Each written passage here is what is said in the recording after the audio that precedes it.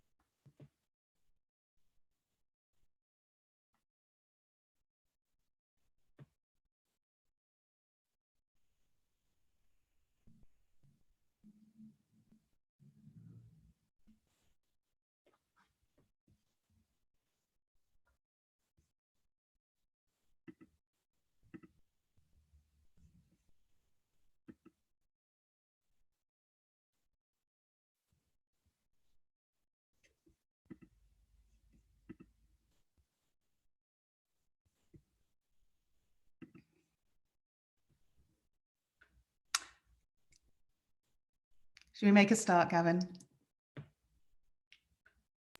Yeah, I think we're ready. We can go ahead. Wonderful. So I'd like to welcome you all to the How to Pitch Your Idea session of this hackathon.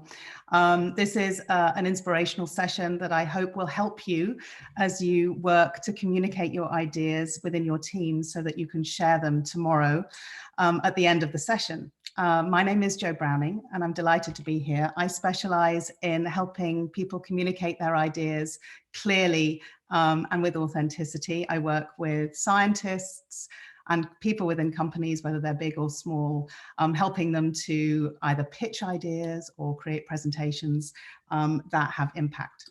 And I'm delighted to be here today to give you some ways to help you make your pitch tomorrow relevant, short, and memorable.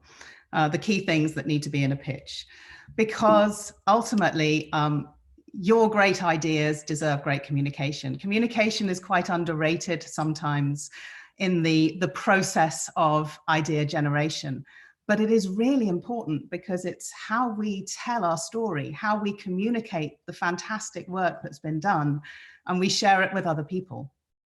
Unfortunately, we can't just transplant our ideas from one brain to another. So in this presentation, I want to give you some very practical tips on how to take your idea, formulate it, and then take it into a pitch. So that we can avoid any problems with communication, because it would be awful if your idea wasn't communicated with the clarity that it deserves. A pitch is a really important thing. It's a really succinct way of sharing your idea. You may have seen pitches in Shark Tank or in Dragon's Den where people explain their idea in less than a minute. I like to think about pitches a little bit like how you get somebody excited about your idea, perhaps a little bit like a movie trailer or a movie poster. You're not going to be able to share absolutely everything that's in the story, but you can give people an idea of what is the core element, whether they're coming to a horror film or a romantic comedy. And what we really want them to do is be excited and to come along. You want to sell your idea so that they can be taken forward, and the great work that you're doing at the moment can be shared. You've been asked to prepare a number of things as part of the submission tomorrow. So presentation and supporting documents and a 1-minute video. And that's quite a lot of communication work to do alongside the idea generation. So I would really urge you to think about putting time aside to do this so that you can really make sure that you're doing it well. The presentation and the support documents are going to be quite different from the needs of a 1-minute video. So I'm going to be talking today about how to organize the information and make sure that what you're sharing is as relevant as possible for the judges, but also how do you actually shorten that information and what do you put in each document, because each element requires different things. The presentation and the support documents are obviously big picture. They're looking at the problem, the solution, and that is where the detail can come. But the 1-minute video is going to be very top line. It can only have really your core idea and the impact that it will create. And in reality, if you're scripting it or however you're planning to do it, you're playing with around 125 to 150 words. So you really don't have a lot of time. This is why I would urge you to think about spending some time early on in the process to make sure that you're really communicating this as clearly as possible. What we heard yesterday as part of the introduction to the hackathon is what people are looking out for in the ideas, what will make an idea really relevant to take forward. So the relevance of the solution in addressing the challenge that you've chosen, the potential impact in the long term, and the value that it will add, and some indication of the process that you've made over the 2 days of the hackathon. So what are the key features of a great pitch? What will we take from the work that you're doing and make sure that we can really encompass it in a way that is really compelling in a pitch? Well, a great pitch has 3 important elements. It's relevant to the audience. In this case, the people who will be looking at it, judging it, taking it forward, and the wider population who will be hopefully benefiting from it. It needs to be short. We're creating a 1-minute video here, and it needs to stand out. It needs to be memorable. So what I'm going to do is I'm going to go through each of these 3 elements and give you some ways to think about how to do this for your ideas. Then at the end, we'll have the opportunity to have a Q&A, and hopefully I can answer any of your questions. What I will say is that I'm not going to go into detail about the actual process of submitting the information that you're generating. This is really about how you organize your information and how you tell the story of your idea. Also, later on today, there is another how-to video to talk about how-to session about how to talk about developing the video. So I won't go into the technicalities of how to actually make the video here. That's for later. Okay, so let's start with relevant. So you have your work.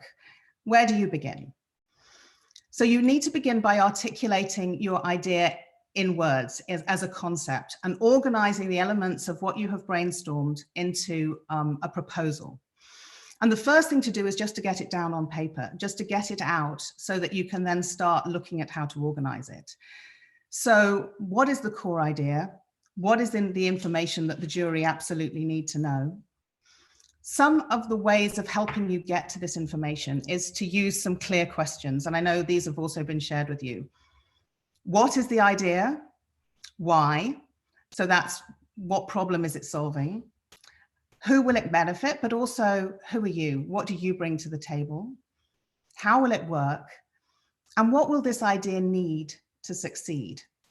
So these are some key questions that you can use as prompts to help you really unpick the brainstorming ideas and really articulate them into a story that will be compelling moving forward. Then it's a question of refining the content. So what is essential here and what can be left out? Very often when people start telling the story of an idea, they talk about the idea generation. So the concept generation. So it might actually be the story of the process of the idea development. And actually what can be much more important is actually the forward-looking elements. So the impact that the idea will have. So it's going to be very important for you to get everything on paper, but then decide what's interesting, but perhaps not important here, but what's critical. And also what needs to be in the documentation and what needs to be in the video itself, because again, there's going to be a real mixture of information there. And you're going to need to decide what's top line, what goes in the video, and what's less important and might perhaps be in the documentation. I used to be a journalist, and whenever I was interviewing a scientist, I always used to say to them, don't tell me what you've done, tell me what your research can do. So this idea of looking forward, I think, is very, very helpful here. And in fact, I think we can take a lot of inspiration from journalism when we think about pitching. If you think about a news report, the information is shared very, very briefly at the top of the hour, perhaps, where 3 or 4 stories are covered in just 2 or 3 minutes. What the journalist is essentially doing is removing all of the extraneous material and sharing it in terms of who, what, when, where, why, right off the top of the story. And that's actually the opposite from the way that many of us have been taught to share our information. We often, through academic background or just through school, we're learning to tell the information in the opposite way. We start with the background, we then go on to the methodology, and then we eventually reach the conclusion. With a pitch, and particularly with the 1-minute video, I would urge you to reverse that triangle. Start with the conclusion, start with the core concept of the idea, and then explain the key elements, the who, what, why, before you then prioritize anything else. So how you find the relevance of your story. Quick summary of this first section. Write it out longhand, answer the key questions, focus on the impact, focus on the difference that this idea will make. Then look at the order of the information, make sure that the most important information is first. And then as a sense check, keep the language as simple and clear as possible and make sure that there's no jargon in there. So let's move on to the second section, keeping it short. Now, this is a challenge. It's very often much harder to make something short than it is to explain something at length. There's a much more discipline to it, and it's a real challenge. And this is going to be challenging for you in your 1-minute video. It's not easy to put the information together and then create the video in a short time. And you only have this 1 minute to play with. Essentially, as I said before, we're talking about 125 to 150 words. So it's not a lot of time. So how can we do this? So you have the information that you've created, it's relevant, it's forward-looking. Now we need to shorten it. Now, we sometimes do this by playing games. So if you were to search for your idea on Google, what Google search terms would be in your search bar? How would you summarize the idea if you were looking for it in a Google search? If you wrote it as a single sentence, what would it be? If you were to tweet it, what would it be? How would you describe it in a tweet? And I would challenge you to use the old-fashioned 140 character tweet rather than the 280. When you've started to do this, then actually invest time. Work out a script, practice and rehearse it, and don't leave this to the last minute, because it is important that the communication has the attention that it needs. Here's an example of an idea that was put forward at the hackathon in Germany. And this is a really nice way of looking at the way that an idea can be really succinctly explained. And this is just in 61 words. So our idea is to develop an app. So right from the beginning, we have the concept. The core idea is an app to prevent contact between healthy people and people infected with coronavirus. So that addresses the problem. So in the first sentence, we have the core concept and the problem articulated. Then we have the detail. The app will automatically detect the people an infected person has met and alert them so they can voluntarily place themselves in quarantine. Now, if that was all the idea was, that's great. It's very, very succinct. But there's even more benefit with this ad. There's more value add here. So additionally, the anonymized movement profiles and the health status of the users will enable risk areas to be displayed. So all of this is about the impact. There's very little here about the backward looking, the back end of the app. How does the app actually work? How do the logistics work? It's all about the problem and the benefit. And it's a really good way of just explaining how you can make an idea so succinct. Now, you're going to need to adapt this yourself. I don't want you necessarily to use this as a template, but just as inspiration to show how succinctly an idea can be captured so that you can then really focus on sharing it. And with 61 words, you still have a bit more space within a 1-minute video in order to explain more about the concept and how you might need to take it forward. Finally, we have memorable. We want to make sure that your idea sticks in people's minds. Like it's a sticky idea if you know the work of Chip and Dan Heath. You want to make sure you stand out. This is a war of attention. I mean, we face this in so many different areas of our lives, but particularly here, you want to get creative. Can you get creative with your opening statement in your video? Could it be a fact? Could it be a statistic? Could it just be the simple, catchy idea that you're communicating? You want to make sure that the message is clearly articulated in it. And also you want to stand out by yourselves, by your team, making sure that you have enthusiasm so that you can share that enthusiasm with other people. If you're not enthusiastic about your idea, I can guarantee you other people won't be. There was an investor that I was working with quite recently who was very clear. I invest 50% in ideas, but also 50% in people. And there was an idea that was put forward at the hackathon in Germany where they were wanting to get people to verify that they were at home. And the creative concept here was photograph your toilet paper. Again, it's a surprising idea. I think only in the coronavirus has toilet paper been talked about so much in so many different news channels. But it was a creative way of getting people excited. So how can photographing your toilet paper actually help people stay inside? And they had an idea which involved asking people to send photographs of different domestic articles in their house twice a day so that they were able to then verify whether people were actually at home or not. So quick summary. It's simple to say, but I do know it's not easy. You need to make sure that your idea is relevant. It's relevant to the audiences, and it really focuses on the impact and the effect that implementing the idea will have. It needs to be short, and it needs to be memorable, and you will need to make time in order to make this possible. So I know that I've covered a lot. I wanted to make sure that there was enough time for Q&A, and I see that there are some already. Will we talk? Will we share the slides after the session? Absolutely, yes. We will. We will put the slides through the team Slack channel, and also I will share my email at the end of this session. So if anybody needs these slides urgently, absolutely email me, and I'll do that now. And then you've got the opportunity to get this presentation sooner. You will need to allow them a little bit of time to take the slides and put them onto the channel. So we shouldn't talk about the team in the video. It depends on how important the expertise of the team is and how much time you have left.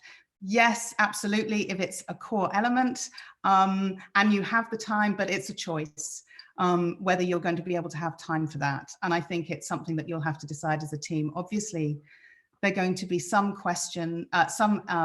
teams who are putting forward ideas where the expertise of the people within the team are absolutely critical to the idea.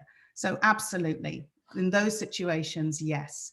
But if it's something that is less dependent on the team and more dependent on the impact, then you might just want to do it briefly, or you might just want to include a quick shot or a quick hello from the team in the video. So I hope that answers that question. Would be a pity for such an event to have presenters refusing their stuff. I'm not sure what that question means, Peter. You able to maybe elaborate on that one? How should the video be divided? 50% of the time on the why, linked to the theory of the Simon Sinek. Again, it depends on the details of the idea. If the problem is very well established and you think that everybody knows exactly what the problem is in terms of whether it's about implementing social distancing, you could probably spend a little bit less time on the idea than actually on the solution. So again, I would say it depends on how you think the audiences will understand the idea. If the problem is complex, then I would suggest that you spend a little bit of time explaining it and then add then move to the idea and the solution and the impact. But if it's a very established information about the current problem, then I don't think you need to spend as much time on it. So I think it would be case specific there. Can you watch the video again to hear the comments? I believe that the video is going to be on YouTube, so I think you'll be able to watch it there. So if you need more information, absolutely. What are your tips to hook an audience? So you only have a very short amount of time. So make sure that you're not using your time with information that's not essential. So I would start straight in with the challenge that you're facing. We're here today to talk about this idea. You don't need to start with, hello, it's lovely to be here. I'm really excited to be presenting on behalf of. You can delete a lot of that from your working document. Facts are always good. Did you know that X number of people suffer from this? Do you know that this would be, what if we could do this? So what if is a lovely way of hooking an audience. What if we had something that would do this? Imagine a world where we were able to do this. This is the core idea. This is the core of our idea. So going straight into the middle, like you would straight into the action of a drama, making sure that you're not sort of warming up to the information, but coming straight in and hooking the audience that way. And the other way of hooking the audience is really enthusiasm, being as enthusiastic as possible, because as I said, if you're not enthusiastic about your idea, other people are not going to be able to get excited and enthusiastic about your idea. So, any other questions?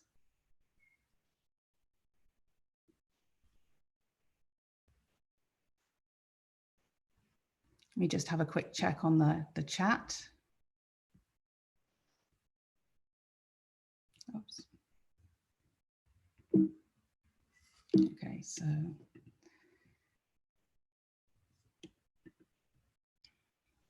quick look on the chat here. Is it better to show the product that we've done or be inspiring with good quality imaging video made by a third party content? Even if it's ugly. Ugly can be quite fun. I think if it's ugly, you can say that it's ugly. If it truly shows something that you've done, that might actually be a fun thing to share, and it might give people a real idea of what it is. But if it's not something that's impressive, then it may be better to use a video imagining it used by third party. So again, it's a judgment call. Maybe draw on other people to ask for their input on that, to say, well, if we show this in the video, what do you think? What's your reaction? If it's something that is positive, then yes, absolutely use that. But if it's something that would detract from the and distract from your idea and your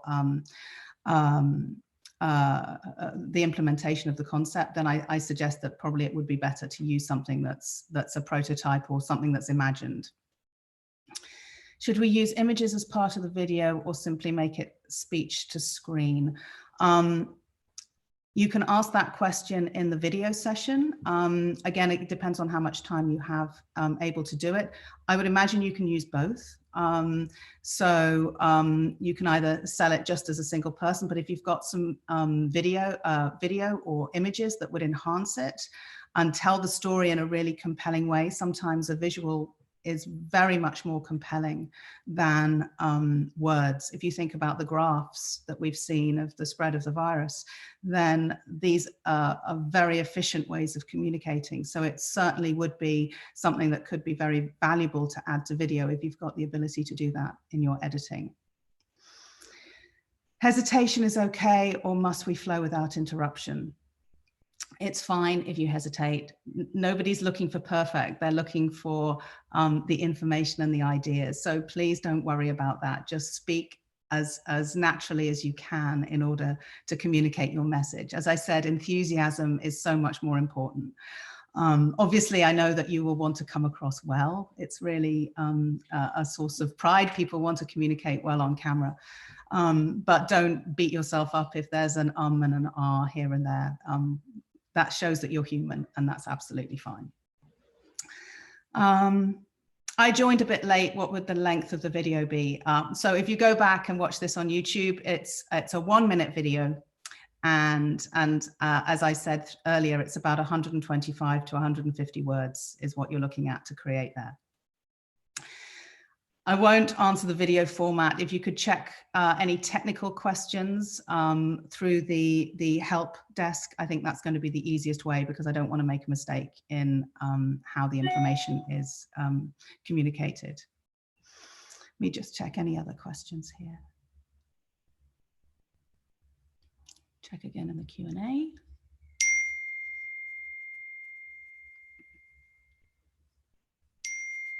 There's more questions on the Q&A. Okay. No, I think we've answered all the questions. If any other questions, any other things that might be useful just to discuss here, please drop me a line. Let me just quickly put my slide back up again so that you've got my email address in case you need it.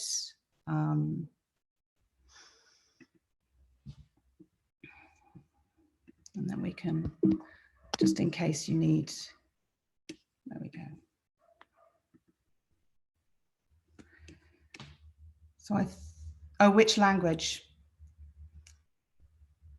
I'm going to ask Gavin to make sure, to check that one. I would imagine that it would be in the language that the team has been working in.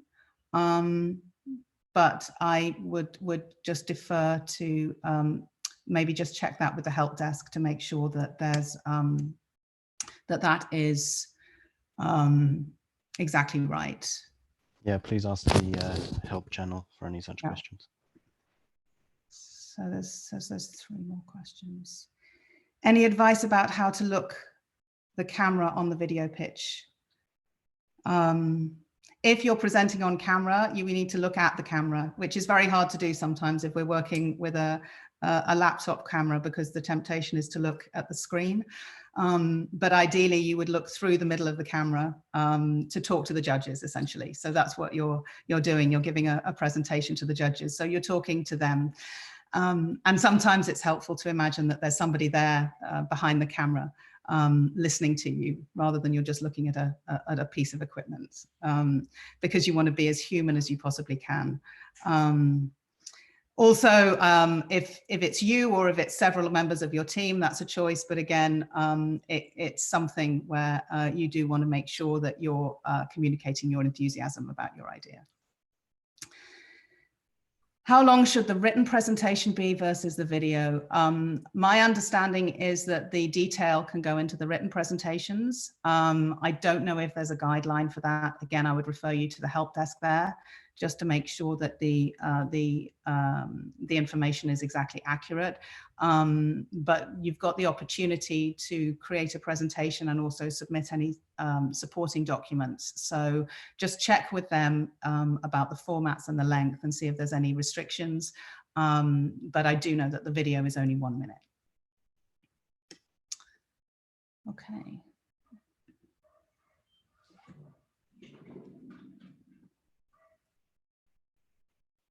Which color schemes would you recommend as appealing on screen? There are lots of different areas of thought on that. I would go for something that you think is appropriate to the idea and isn't too distracting. The only real guidance I give to people when they're talking about color schemes, or whether they're talking about how they look on camera, don't distract from your idea. So whether it's whatever you're wearing or how you look or the colors that you're using, you want them to support your idea rather than distract from it. So what you don't want is people thinking, why have they chosen, you know, neon yellow and purple for this? That's just hurting my eyes, rather than, oh, I'm really interested in this idea. You want it to support that communication. You don't want it to get in the way of it. So a color scheme that is relatively neutral, unless you're doing something really creative with color as part of the idea, so that people can really just focus on the clarity of it. So good contrast between the text and the background, but beyond that, just make sure it's not distracting. Okay. Any other thoughts? Any other questions?